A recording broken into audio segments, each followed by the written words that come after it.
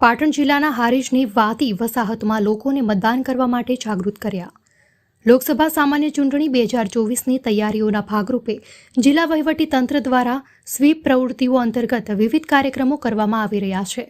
જિલ્લાના અલગ અલગ વિભાગો દ્વારા વિવિધ કાર્યક્રમો કરીને લોકોને મતદાન કરવા માટે જાગૃત કરવામાં આવી રહ્યા છે, જેમાં આઈસીડીએસ વિભાગ પણ સહભાગી બની રહ્યો છે।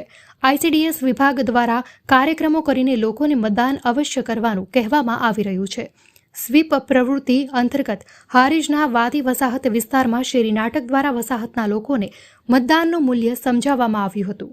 કાર્યક્રમમાં પ્રોગ્રામ ઓફિસર ગૌરીબેન સોલંકી દ્વારા મતદાન જાગૃતિ અંગે વિસ્તૃત સમજ આપીને સૌને તમામ કામ બાજુ પર મૂકીને મતદાનને પ્રથમ પ્રાધાન્ય આપવાનું કહ્યું હતું। અહેવાલ અનિલ રામાનુજ, લોકાર્પણ।